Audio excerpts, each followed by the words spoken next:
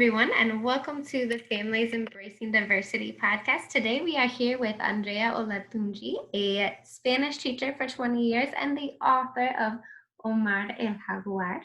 And today, she is here to talk to us about how this book came to be and a little bit about her life embracing diversity alongside her family. So, thank you, Andrea, for being here with us. Hello, Vanessa. Thank you so much for having me. I love what you do for families to embrace and understand diversity. So thank you so much for having me here.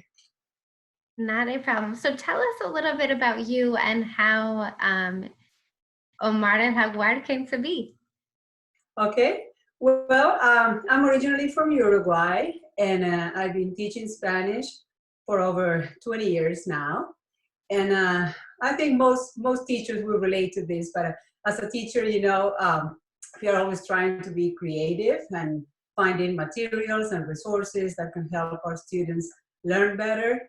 So I always found myself trying to dig for the right book or the right activity, the right song. And it was really challenging because even though there's a bunch of stuff out there, sometimes, the translations were not so good or it was too advanced for my students' age. It was really hard to tailor the material, to my students' level and age.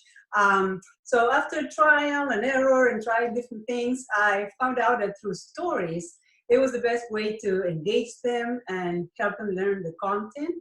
Because I believe that through the stories, there is an emotional attachment to the message, to the characters. So that really helps students stick to the content better and remember it. That is very true. That I can definitely relate to that. So after that, I realized that, well, maybe I should start creating my own stories, and putting the content that I want to do to have right in there. And I cannot really put my finger to exactly when Omar el Jaguar was born, but it was a project I had in my heart for many years. And about a year ago, I said, okay, well, I think it's, the right time to start doing it. So I started doing the illustrations. I did my own illustrations. And then the story came from the illustrations. And then it was the whole process of learning how to publish a book. This is my first book, and I had no idea, what it takes to actually publish a book. But I connected with a bunch of amazing people, authors, educators, and they really helped me walk this way till now. So for me, it's like a dream come true to actually have my book in my hands and, have it in the hands of many children and teachers. I've been having very good feedback. So it's really a dream come true. Mm-hmm. Wonderful. And it's a beautiful book. You did a wonderful job. What would you say is special about this book? Why do families need to have this book on their bookshelves? Okay, well, aside from being a teacher, I'm also a mom. So, and I love books. My first job was in a bookstore, and I got hooked to books forever since then. And I really tried to find books for my son that not only, help him practice the language, he's fully bilingual, but also, that leave some message that sparks conversations with him about things, about places, about people. So I think that books are really a great prompt for families to start conversations with their kids and to validate their kids' culture, ethnicity, race. I mean, it's a perfect opportunity to start conversations. So in these stories, this is my first book again, but I'm planning to, write a series. And besides, helping teachers and children learn Spanish, my main mission is to also deliver a message, try to, help people start conversations about topics like, different cultures, different ways of living, different people. And even though this book is about an animal, it's about a jaguar, there is a message of understanding and embracing diversity. I mean, the jaguar is trying to find friends to play with, and he encounters a bunch of animals who invite him to play, but at the beginning, he refuses because he thinks that they don't look like him. then he realizes, oh, wait a minute, we live in the same place in here. We're all together. So we should, bond. We have something in common. And he really discovers that, you don't really have to be, or to look like your friends in order to be together, to be, to play together. So I think it's a beautiful message, for teachers and parents to start talking about that in the classroom at home and try to, help kids understand that we are all different, but they're the same at the same time. Very true, very true. Why do you think it's important to have those conversations with children? Well, I think it's important, first of all, because we live in a world that is shrinking. Borders are shrinking and we're more connected. Technology is helping us to connect with different parts of the world. I mean, my whole family is in Uruguay and my son can, video chat with them daily. I mean, as a teacher, I have done projects with classrooms all over the world and connected with them. So it's a fantastic way to get us closer.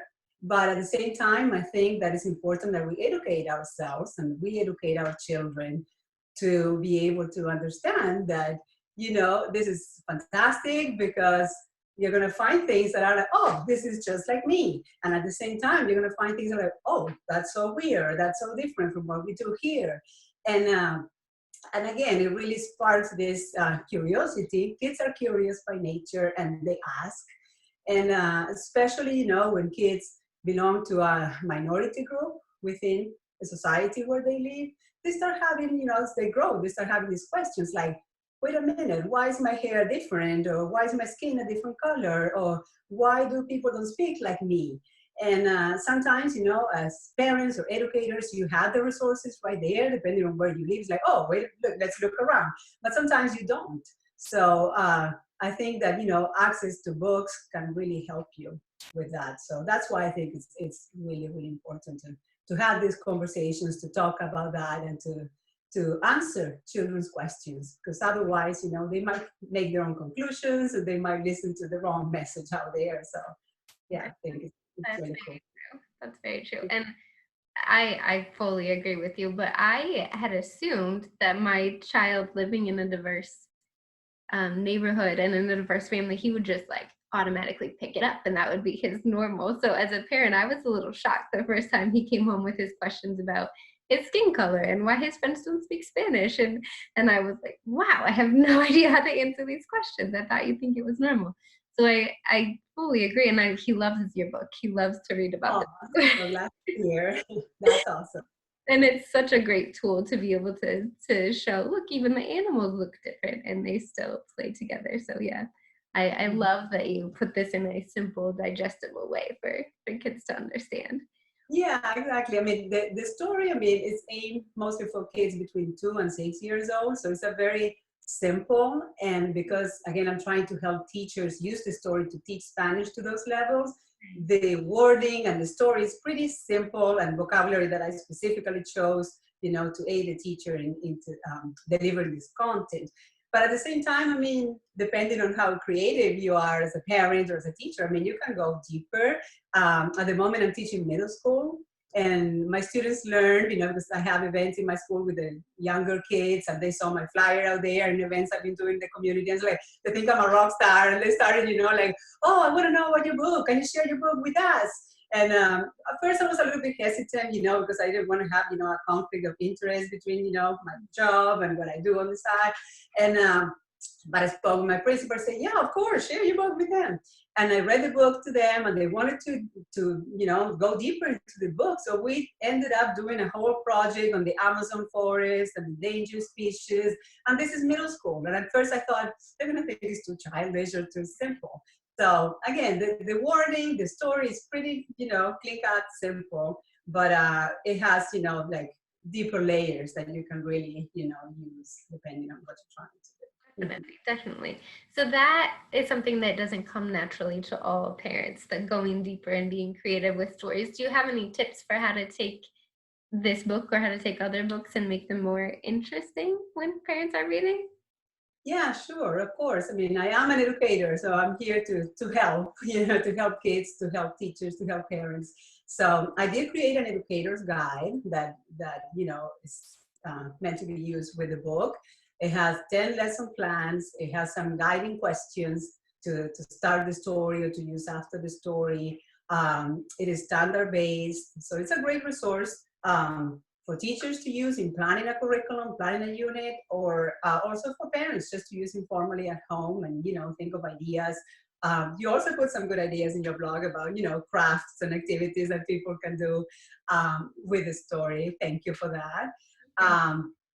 But I think, yeah, the best way is that, is to have conversations. I have some people who, have subscribed to my website. I do like a bi-weekly newsletter where I put, some information about my book writing process and information about projects I've done with my students that I found, to be successful or fun. And I get feedback, and then, or people say, oh, I like your project, but, I tweak it, I did it this or that. So it really, I think creativity has to happen as a group. I mean, you cannot just be creative alone in a room. And I think that's also part of why I started this journey. I mean, as a teacher, I've been,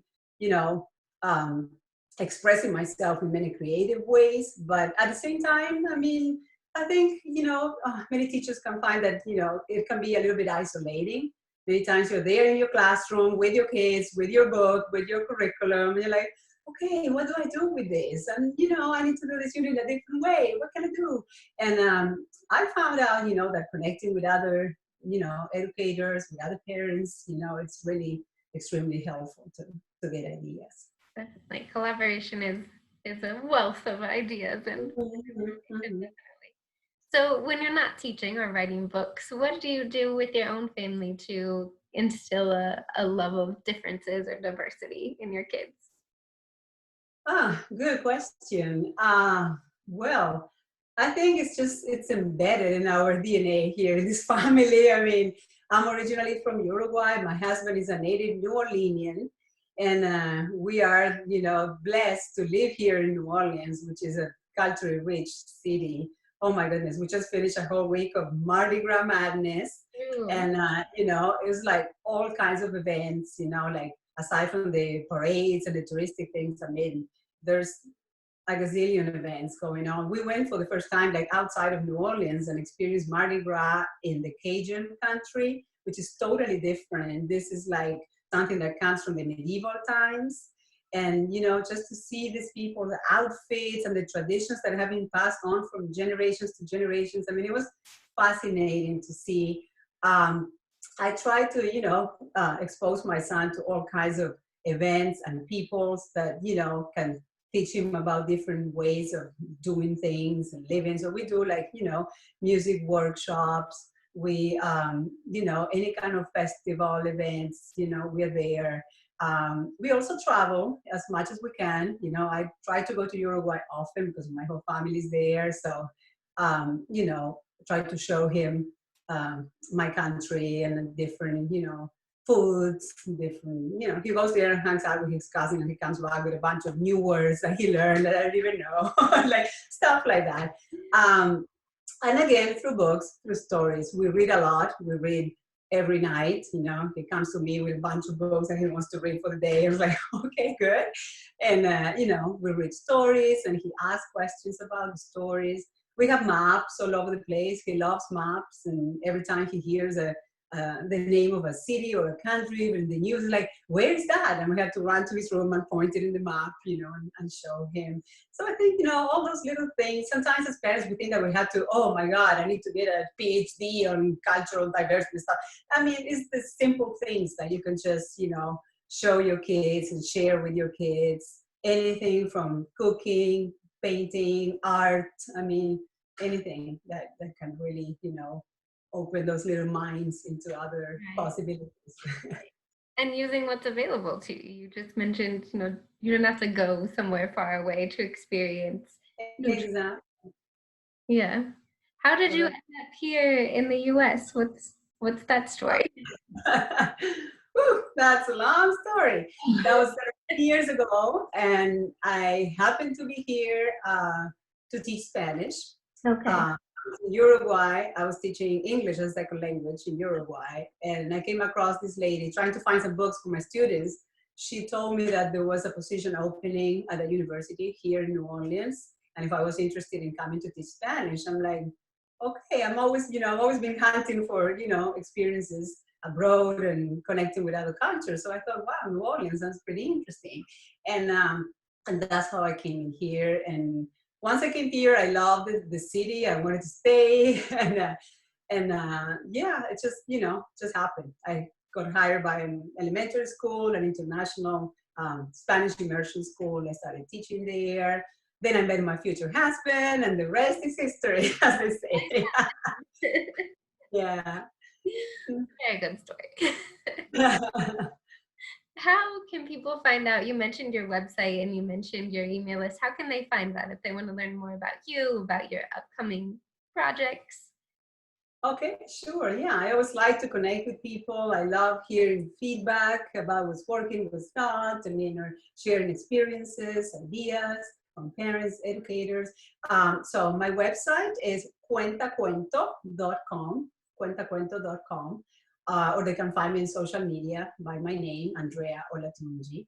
And they can subscribe to my website. And again, I don't bombard people with emails and stuff. I try to do like bi-weekly stuff, sharing things that I believe are useful and helpful for people. So if they're interested, they can subscribe to my website. Also to purchase my book, you can purchase it through my website. And yeah, it's the main way to connect with me. Perfect. And I'll make sure to put links to your website in the description Okay. so that they can easily find you. Thank you very much for taking time out of your day to talk with us. Is there anything else you'd like to share? Anything else you'd like to add? Okay, well, thank you very much again for inviting me. It's a pleasure that, you open this window to get my voice heard out there. And no, I just would like, to share some, just to inspire teachers and parents to, keep pushing and keep searching here and there, what works for them. I mean, there isn't one recipe, that people can give you to help your child. I mean, your children, your students, your children, and, it's just exploring and failing, I mean, as a teacher, many times I brought things to my classroom thinking my students were going to love it. And they were like, well, okay, we don't like it so much, why don't we do, but I always try to have this open channel of conversation with my students. Like right now they're middle school, so we can chat more, but I taught little kids and say, you can do it in a more simple way, like show me your thumbs up, thumbs down. I mean, any kind of feedback you can get. And for me as a teacher, I mean, my student feedback is the best I can ever get. And that teaches you. It's like, okay, well, this didn't work, and that's fine. Don't punish yourself for that. I mean, try something else, and that's how you actually find, what works and what's exciting. And yeah, it's just that's what it is about. Keep searching and trying things. And I think that keeps a lot of us from taking risks because we're afraid, oh, if I do this and it doesn't work. But really, that's how we learn. That's how we grow. So. Yeah, absolutely. Yeah. As a language teacher, I mean, I had to, instill that in my students from day one. It's like, make mistakes, mispronounce. I even tell them, you hear me talking in English and I have an accent and it's okay. I've studied English all my life and still have it. I'm not going to get rid of it and it's okay. And they laugh and, they just, connect with me in a different way. It's like, okay, we're both here, learning and making mistakes. So once they reach that point, for me, it's awesome because they just walk into my classroom able to, express their creativity and do, whatever they want to do or share their opinions with me, which is crucial. I think it's very important. So hopefully with my stories, I try to reach a wider audience outside of my classroom and connect more with, other teachers, other students, here and abroad. That would be fantastic. Definitely. And it is a beautiful book with a beautiful message. So I definitely hope that happens. Thank you again very much for joining us. And I hope you have a wonderful rest of your day. And I'm excited for your next project. Thank you so much. I'll let you know. Okay. Thank you so much, Vanessa, for inviting me. Have a great day. You too. Bye-bye.